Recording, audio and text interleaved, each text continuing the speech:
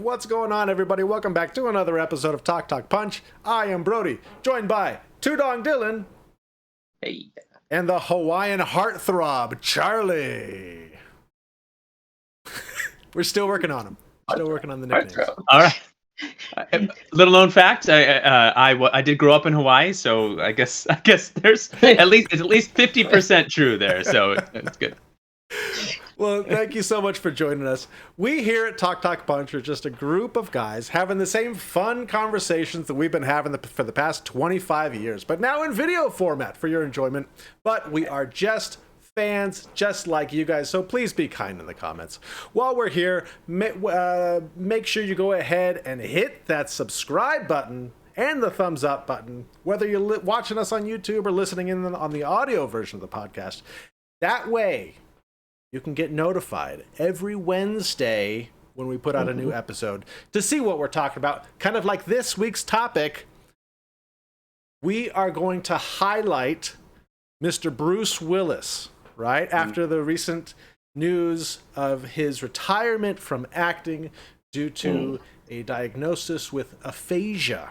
So we want to kind of go through some of our favorite Bruce Willis movies, some things that really stand out to us.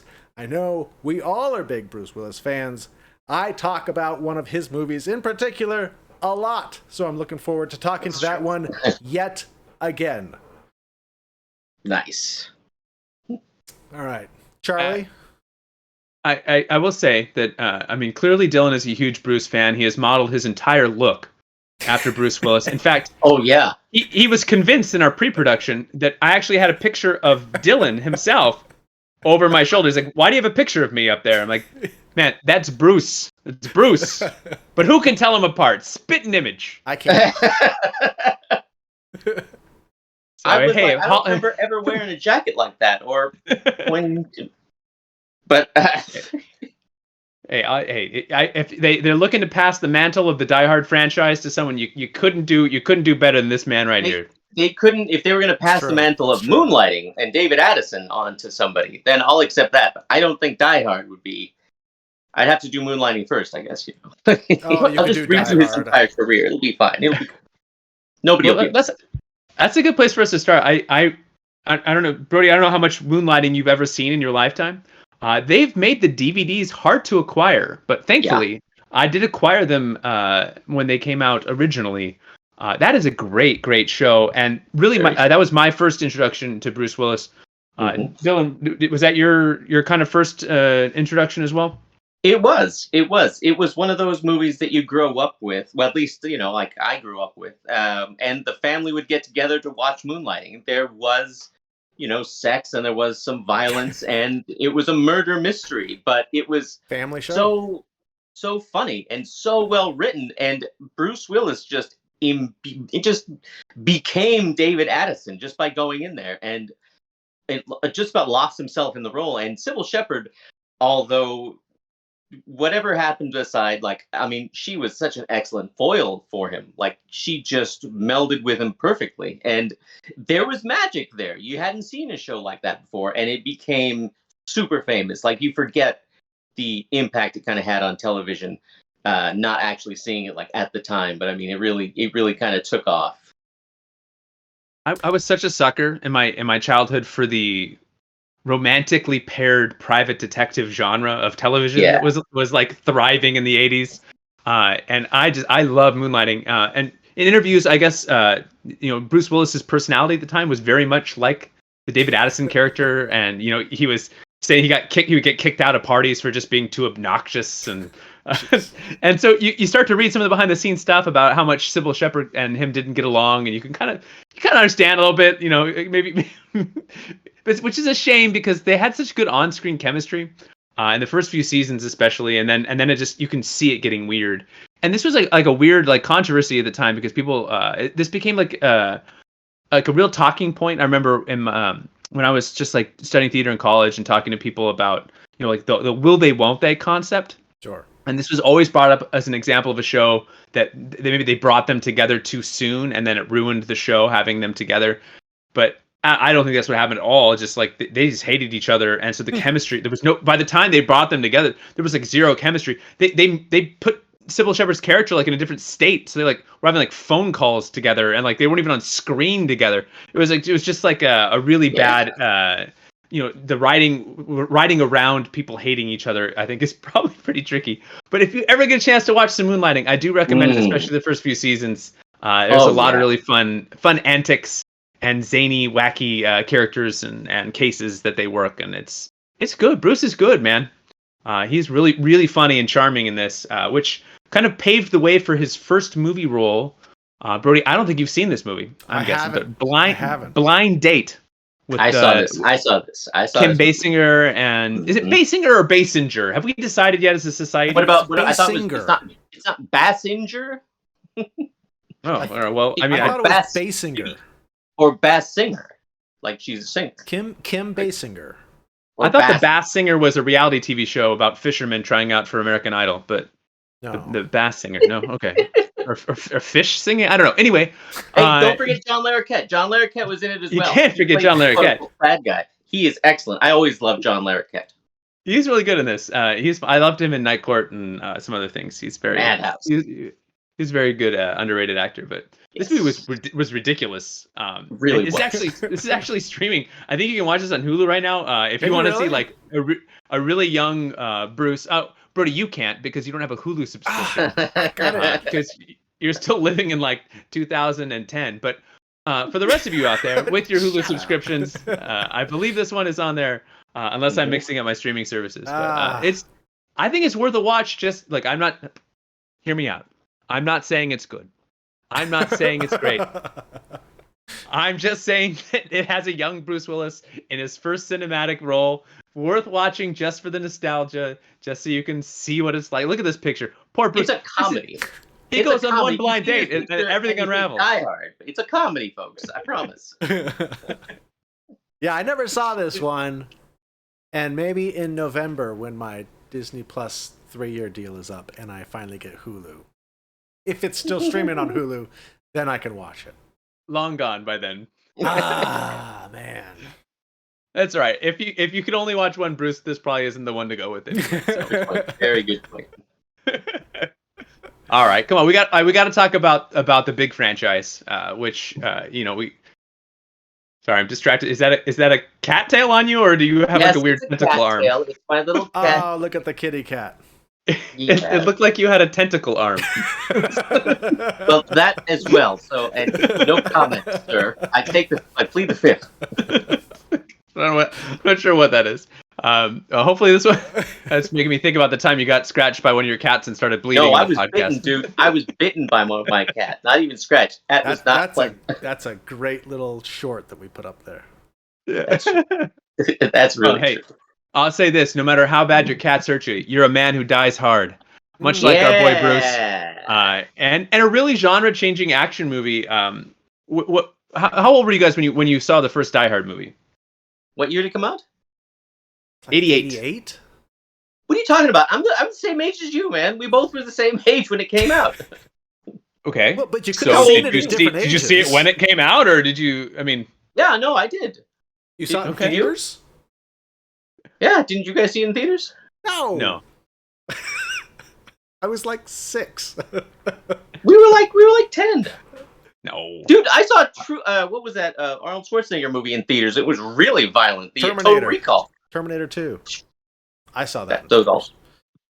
I thought Terminator 2. I snuck into some rated R's when I was younger, but no, I saw this on HBO. Like a lot of the much like Blind Date. I just kind of, you just kind of like those remote stoppers where you're just like, I'll just watch this because it's on. But I was like, oh, the guy from Moonlighting's in a movie. I'll watch this. And I watched Blind Date, and then Die Hard had a little bit more publicity behind it. So when that debuted on HBO, it was a big deal. We got out.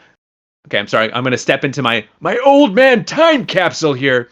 But we grabbed the cassette tape and put it in, and we recorded it straight off HBO right onto the VHS. So we had, we kind of gathered around the family. Yippee-ki-yay. Come out to the coast. We'll have a few laughs. And for some reason, he's Christian Slater. Hey, come on out. On my wedding video, I quote this movie. Come out to the coast. We'll get together. Have a few laughs. And I absolutely still love it. See, Wife's like, you had to say that on camera, didn't you? You just had to say it. And I was like, yeah, I suppose I did. I saw this when I was about 9 years old, and I remember I was hanging out with a neighbor, and they were like, "Oh, let's watch a movie. Let's watch Die Hard," and I had never seen it before, and so because it was called Die Hard, I automatically thought it was going to be a horror movie, and I got really nervous, but I was like, "All right, we'll watch it," and then I ended up really liking it because it was an action movie. But that was kind of my first like exposure to Bruce Willis. Was My family was loved the Die Hard. Moonlighting. We were like, we're gonna watch this movie. My family Yeah. didn't. Well, nobody's family's perfect, Brody. It's okay. Good point. So I try to imagine this movie because originally they offered the role to Schwarzenegger and Stallone, and they both turned it down.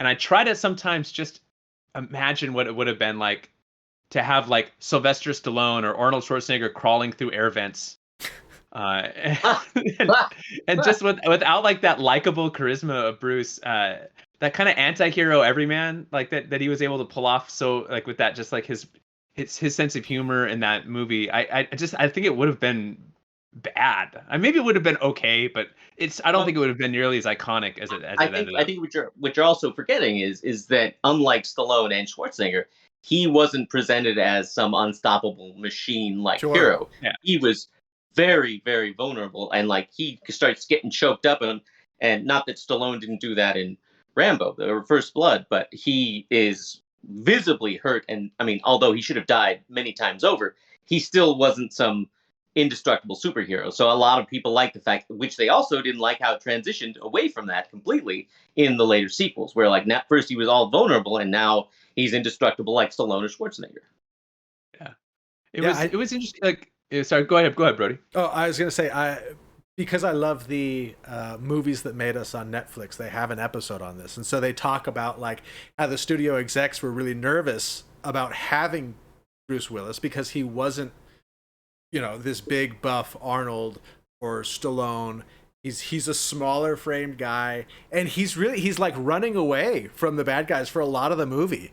And they were like, "What is this? Like, why? How is this our hero?" And so it's pretty interesting. It's pretty interesting. And they didn't know who he is, to the point the first posters that came out did not have his face, and even the second posters just had half of his face because they're like, he is the clown in a freaking TV show, and we're gonna put him in the cover of a thing. No, and so that's how first it was like not even his face on there, just the Nakatomi Tower, and then the half of his face, and then they don't even show Nakatomi Tower. They just show Bruce Willis. I think it's worth mentioning just how, especially if you're younger and you're growing up. If you're growing up in this kind of era where television and movies are just like interchangeable, like you can be like Zendaya is like just one of the biggest stars in the world right now, can be in the Spider-Man franchise or all these movie franchises, and then do Euphoria, and it's all just great, and everyone's just like great. But like in the 80s, 90s, it was just like, oh, you're doing TV. It was like, oh, like you're a TV actor. It was like a real big insult. And so for someone, like Bruce or Clooney, who made it out, Will Smith, I mean, like you can count on your hand, like just the number of actors who kind of made that jump from being a TV personality or TV actor to being like a legit movie star. And it was a big deal. It was like a big deal, like when Glenn Close did Damages, or came back to television, like it was Alec even when Alec Baldwin did 30 Rock, it was like Alec Baldwin's doing TV back in the 2000s. It was still kind of like whoa, but nowadays it's it's not, hey, it's not TV, it's HBO. So everyone wants to be on both. A lot that of TV people, money. Good. If you were on TV, that meant that you're not a movie star, and they were reluctant to cast you, to the point where an old school version of this is the guy George Reeves, who played the original like Superman, like the 50s. He was almost given a role in From Here to Eternity, and they said, we're not going to give it to him because that's Superman right there, he's a TV actor. We're not going to do that. And vice versa, if an actor went from being in a lot of prominent movies and then they went to TV, that was looked down upon. It's like their career's over now. If you want to think of it as an example, think of today. If you see, like, if Tom Cruise all of a sudden was on your TV going, "I love driving a Nissan. Nissan is a fantastic car, and I'm driving one now. Mission Possible," when you're at the Nissan dealership, and you'd be like, "Whoa, but Tommy must be on some hard times, trying to get that commercial money." that's changing too. You got that Matthew McConaughey, and he did that ridiculous. I don't even know what it was for, but he was spouting off his poetry, man, and all Nobody that knew what kind it of was thing. for. He was rambling It was for a random. car. I don't know what it was All for, but right, either all way, right. it wasn't the end of his. I don't know. Like that's also kind of changing too. But let Sure, me tell you, I think people you saw people that before. understand that people want to get their checks cashed, but come on. I mean, you see if you saw Tommy doing a Nissan commercial, you wouldn't be like, That's kind of true, unless it was a really good one. If it was a really good one, I'd be like, I forgive you. I love it. I love it. I'm not saying I would look right. down on it, but anyway. But anyway, I'm just trying to draw a parallel between that and the television movie at the time. Sure. Now, I will say the first Bruce I saw in the theater was Look Who's Talking, which he just did the voice of the baby. I should rewatch that now as a parent. I haven't. I don't know if I've seen that since the early '90s. I guess it's got to be like just the parents in that have to be terrible. Or am I thinking of Baby's Day Out? Does the baby run around? Is it just Kirstie Alley? Is it Kirstie John Alley's in Travolta? it. Is that John Travolta in Kirstie that? Alley and John Yeah. Travolta. I showed this to the wife before we had conceived our child, and she loved Kirstie Alley from Cheers. That's all she knew her. Yeah, from. yeah, Okay. yeah. Like we watched that, and she was just like, "I love it. That's fantastic. Absolutely, kid. Let's have a kid." And so, yeah, John Travolta and Kirstie Alley was so funny. She was so fun. Like He was good in back that. then, Yeah. she was really fun. She was excellent. And Bruce Willis, he was hilarious. He was going against the action hero type, and that was so. He went back to his comedy, and every time seeing that was really great. But let me tell you, the wife loved it, and it did not deter her from wanting to have kids, so they couldn't have been that bad. As I try and remember it. I remember sitting with. Sorry, go ahead, bro. Oh, I was gonna say I know I liked that as a kid, but yeah, it would be interesting to watch now as an adult. Yeah. How many things I just didn't get as a kid?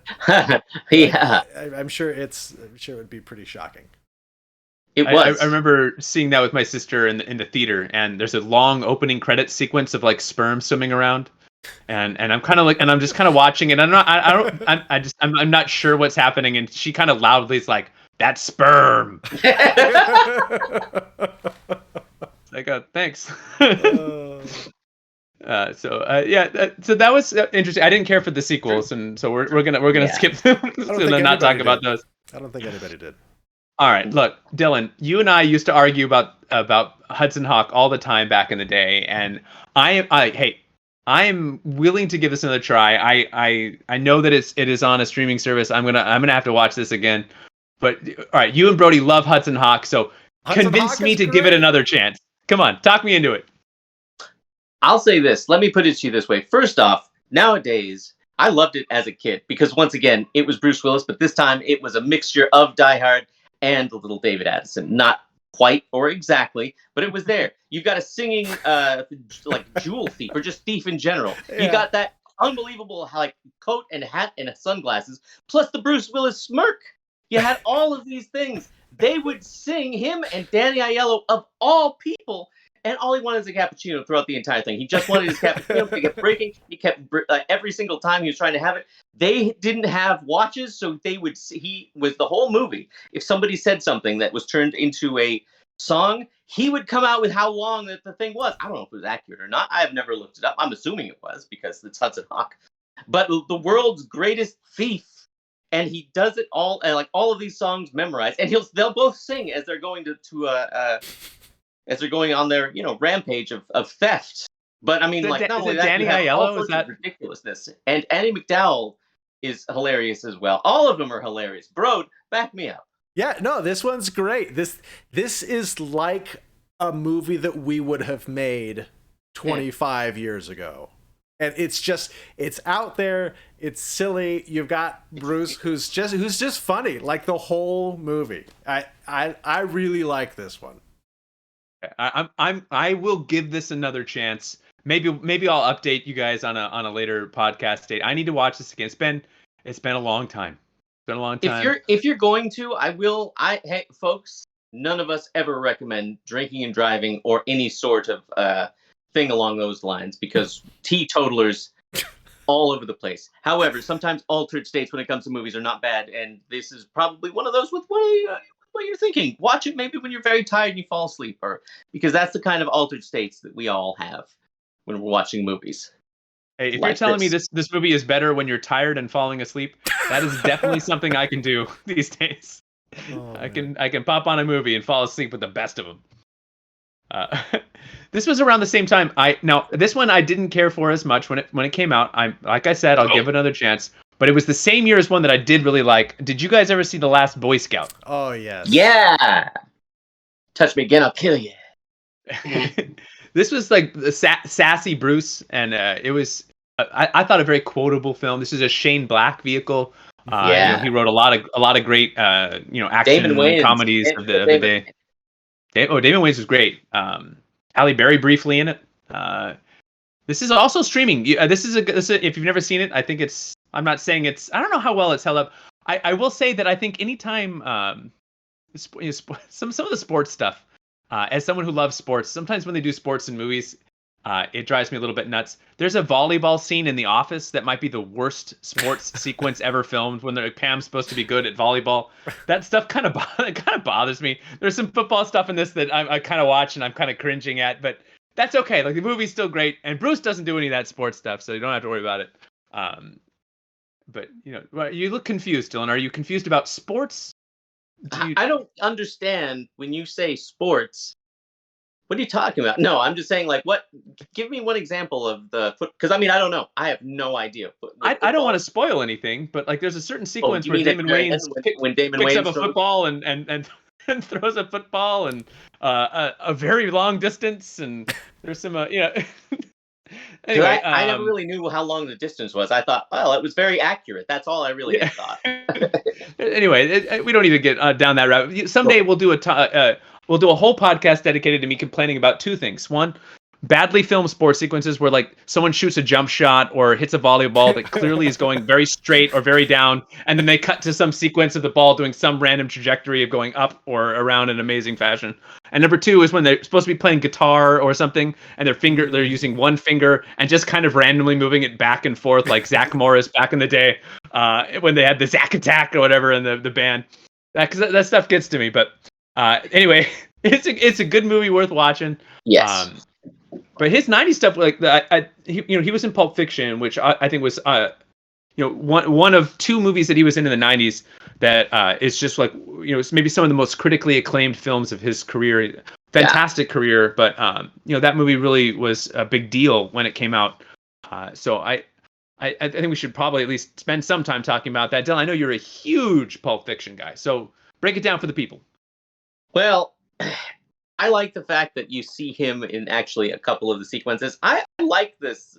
This actually, even though it's not new by any stretch of the imagination, nor is like a lot of things that Quentin Tarantino like does. I'm not saying either he bites or he steals or whatever he does, but let me tell you, what he did with this one kind of changed things. A lot of people if they did see this, it wasn't really a big deal, and it wasn't really like an event. For some reason, I don't know what it was, the cast, the writing, the directing, and just like the story in general, it all just struck that perfect chord, and it was something new again. And Bruce Willis's thing. See, one of the things that I always kind of like is seeing a big epic actor like Bruce Willis, and he's able to still be in an ensemble piece, and that's exactly what this was. It was an ensemble piece. This is not Bruce Willis's Pulp Fiction.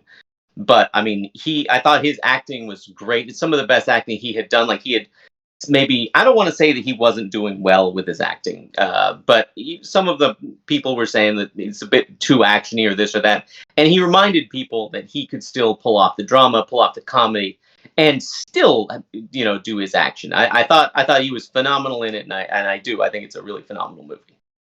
I think Bruce is a really underrated actor in general, and I think that he has a lot of range that maybe he doesn't get a lot of credit for, because people kind of associate him with like some of the action stuff. But when he's acting, like really acting, like he's terrific. And I'm remiss. I didn't mention one of my favorite roles that he's ever done. When he did Death Becomes Her. And and he was so good in that. He was so good. You're talking about him as a good actor. He's acting alongside a really over the top Meryl Streep and Goldie Hawn, but his straight man, he was just really good in that, and he kind of like really glued that together. Yeah, he plays these super strong guys, at least strong-willed, even if he's not, invincible. And he played so weak. That's how you know, like an actor like that can not take themselves too seriously, or not only do certain roles. If they make themselves look bad, they added fat to him. He had a fat like suit. They wrinkled him up and made him look old. I didn't know it was him for the first. I was like, that's not him. He's gonna be coming in sooner or later. That is him. That when he starts like freaking out, I was like, that is Bruce Willis. I thought he was unbelievable. Very good call on that one, Charlie. Deep. If you guys can run it, if you're out there, you're watching this and you've never seen that, try to find it somewhere. That is worth a watch. Meryl Streep, you should watch her in anything that she does in general. And then you got Bruce, and even Goldie was great in this. It was a really underrated movie, and there was a few maybe theatrical busts in the '90s, and so I think heading into Pulp Fiction, you had Travolta and Bruce. Like there was like a big career renaissance for a lot of the people that appeared in that, and I think that was like it was just a nice little jolt to his career because he took off from there, did some nice things, including 12 Monkeys. Which speaking of him being great, there's that scene where he's listening to that music in the car and he's tearing up. I mean, like there's some really just subtle things that he does in that movie that are so good.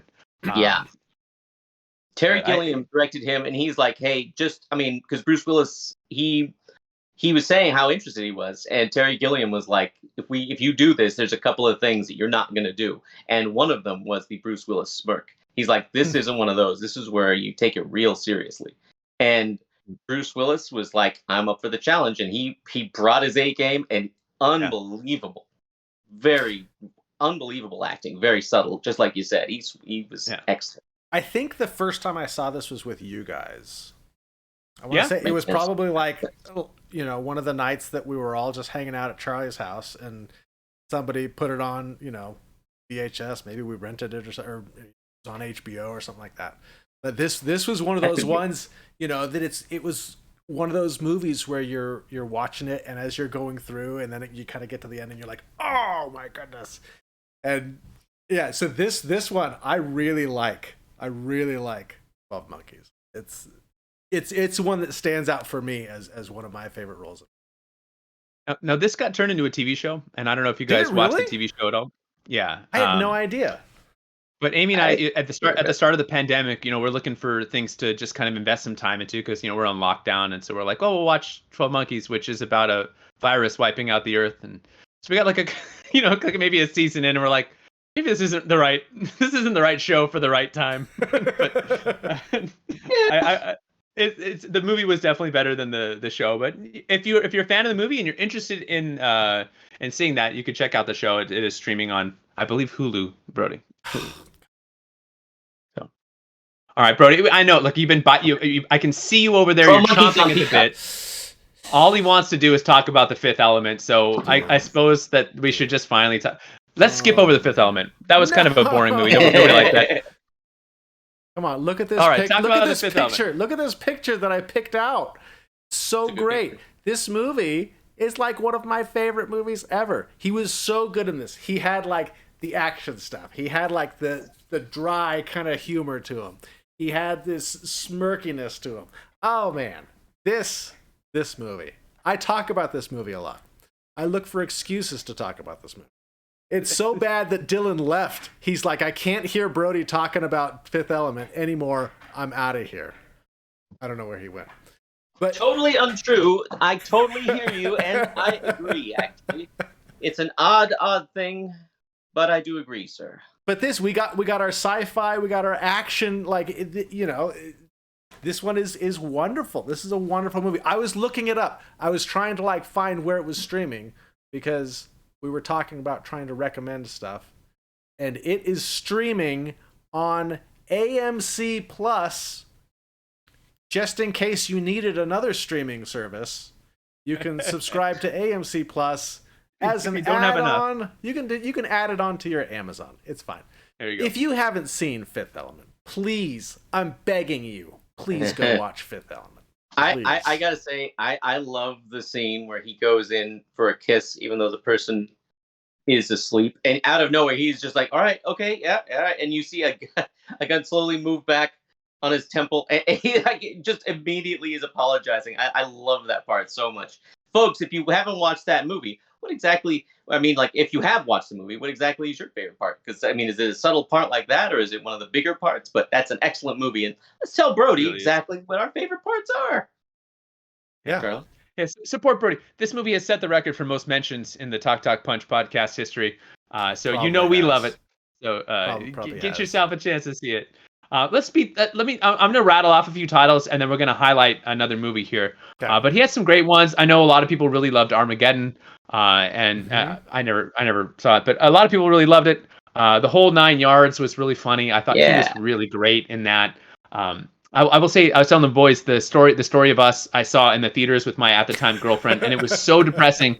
I walked out of it, and I knew that not only is my relationship with my girlfriend doomed to fail, but that I will never find love in this universe, and that marriage is futile. I was depressed. I couldn't stop thinking about this movie for like months. It like wormed its way into my. So if you want to feel bad, make sure you watch The Story of Us with Michelle Pfeiffer. But I got to rewatch that now that I've life's better now. Don't do it, Charlie. Don't do it.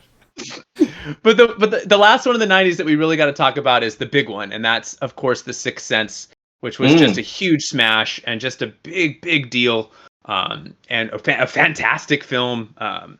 Started just this M. Night Shyamalan craze of him trying to recapture so much magic. But we're not here to talk about the twist man himself. But Bruce was really great in this, and this was a really good movie. Did you guys like this movie, or did you love this movie? I loved it. I've got to say, I loved this movie. I loved how subtle that he was. He was in no way over the top. His acting was excellent and subtle and like underplayed just about, and warm and supportive. And at the same time, the movie itself I found to be very scary. Like, demons don't really scare me. You roll up your sleeve, you punch it in the face. Just like the end of Exorcist. That's what he punches it right in the face. But with a ghost, you can't punch it in the face. It's a ghost. But I mean, still really scary. And I thought this is frightening here. Like finding like that lady in the bathroom, or I'm sorry, in the kitchen. No. I was like, and the kid runs, and oh no. But I mean, I thought Bruce Willis's his whole charisma, he turned everything down and made it just a subtle caring, like he wants to care. And I thought, that's how you do something like that. That's how, like, it's like a lot of his stuff may be very similar, but when he goes different and versatile, it's really different and versatile, and a lot of times successful, I think. Yeah, I also loved this. I thought this was great, and I think you nailed it, Tudong, with just him being subtle. Like, he's quiet in this movie. Like, he's very soft, throughout this whole movie. And yeah, this I agree. I really liked this one. Yeah, can I give you guys a little bit of trivia? Bruce Willis is actually left-handed, and he learned to write with his right hand so that he could write in this movie with his right hand, so that there wouldn't be a visual reminder that he wasn't wearing a wedding ring. So wow. I thought that was pretty cool that he actually trained himself to kind of write confidently with his right hand. Interesting. That's him taking it seriously. And speaking of ghosts, he was offered the lead role in the movie Ghosts and turned it down because he thought, that'll never work. Playing a ghost? What are we talking about here? So if you want to read some fun quotes, go read Bruce about why he turned down the role of the lead role in Ghost, and then of course how the irony of his career played out in this and stuff. So it was really great. Would you say that this is his biggest role? I think that, like, when all is said and done, I think that John McClane Die Hard franchise is what he's gonna, like, his legacy is gonna be that Die Hard. I think the fact that people have kind of turned that into a seasonal movie, it has just legs that have it has legs. People. I think that he'll be remembered for that role. I think this might be his highest quality film that he's been in. You could argue Pulp Fiction. You could argue, like, Die Hard is obviously a very high quality, but just the substance of this, I think, is maybe like critical acclaim. I don't know. I think this might be. It's not a big movie. It's a small Pulp Fiction, big movie. Die Hard, really big movie. But this is like, It's a smaller movie. It's Yeah. This was fun. also like a cultural like phenomenon, though. Like Yeah, everybody when this movie came out was talking about The Sixth Sense. Yeah, it'll be interesting to see how its legacy continues to unfold in the decades to come. But this is certainly one that I'm excited to show my kids someday. We'll probably get to Die Hard first, but this is a really good good movie. This would be like when he like this would definitely be one of the ones he's remembered for. But I just don't think it would be the biggest. But it's definitely some of his greatest acting, by far. Yeah, he's really fantastic and a really good movie. All right, well, that as we kind of look at the next phase of his career, I think there's we get into the 2000s and we get some some sequels coming in and some things that maybe are less exciting to talk about. But right at the beginning, like because he did this with M. Night, and then I think I just loved Unbreakable, and that was the following year. So I think those are my two favorite M. Night Shyamalan movies. And Unbreakable, he was so good. He was so good. It was always good to get your best two out of the way right out of the gate. but I mean that'd be really hard to follow up for anybody. But Unbreakable was really good, and this was 2000s. This was before we got a lot of the superhero stuff. Obviously, before it was really profitable in Hollywood. And so for them to be able to make this movie at that budget and to have it be this compelling and this interesting and this character be so like well developed, I just thought was like a really like a great achievement. And this is definitely one of my favorite Bruce roles. It's also original. I mean, it's not based on an existing, an existing comic book. Yeah, I remember I went and I saw this movie in theaters, knowing nothing about it other than it was an M. Night Shyamalan and Bruce Willis movie. I hadn't seen any trailers. I hadn't seen any TV spots. I went in completely blind and was like blown away by this. Yeah. It was I think a really like big like genre bend for me, like and just got me really excited for. It's like I wanted sequels. It just took a long time to materialize. I was really, I thought, okay, there's got to be more. Like, give me more. Like, that can't just be the end of the story. And then eventually we did get more, but it was so much further down the road. It was a shame that there was a few detours along the way. I'll say this. Maybe could have been capitalized better. I thought that his little inclusion at the end of Split, I thought that was really well done. I am not an apologist for Split. I thought James McAvoy was excellent. There were a lot of things that made no sense. And hey, that's what M. Night has kind of become. But I thought that thing at the very end when, you see, I thought people were joking when they told me about this. I thought I'm like, you've got to be kidding. You don't realize what you're talking. This isn't the thing for Unbreakable. Like, what are you talking about? And then you see that at like his cameo and it's a diner and they're like talking about it. And this reminds us of this guy. Oh, what was his name? And very subtly just Glass. And he looks up, not all stupid and superhero. He just like, now I got to deal with this. And it's so cool. So cool. I don't want to mention or talk about Glass because, geez, but I'll tell you that at that part at the end, that got me excited again. And I was like, maybe M. Night's coming back. And he wasn't. So. I mean, I was rooting for it. I know we're kind of running a little bit long, so I don't want to spend too much time on the rest of these, but I know that before you guys were both talking about how much you love Sin City and Bruce's role in that. So let's hit on that real quick. That was a really big ensemble movie, and really nothing like it at the time when it came out. That was really interesting movie. Brody, give me some quick Sin City thoughts.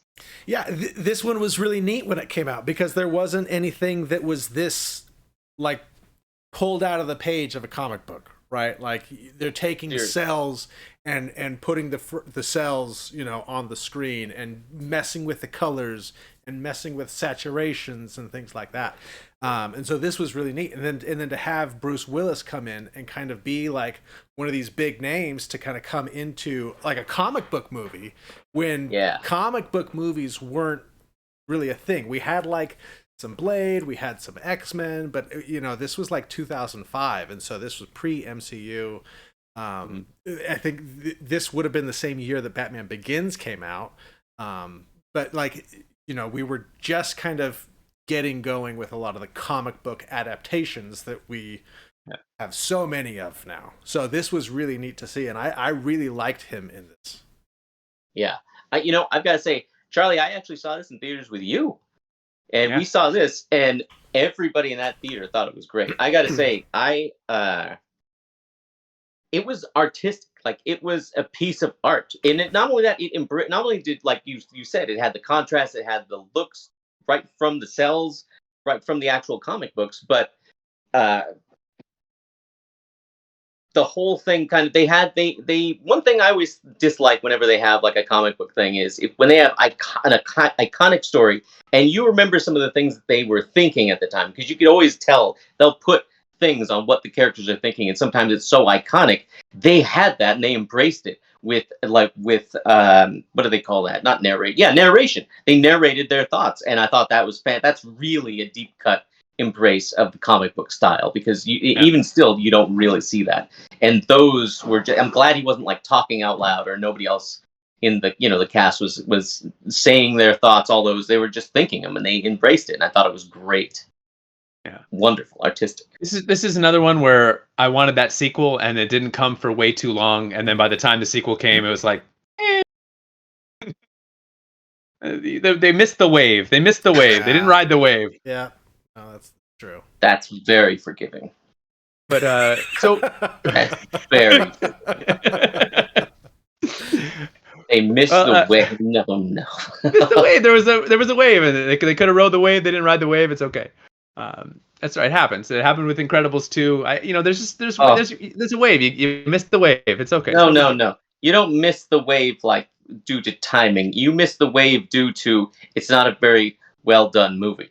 That's what that's part of it too. In this case, it's not. It was released too late. No, if they had taken the time on that script like they did the one before that, or if it was based on an existing property and they decided to be good with it, and they didn't do the spirit, it might have just. Now I will say this. I think that you can excuse a movie that's not as great as a sequel if it comes out in quick succession.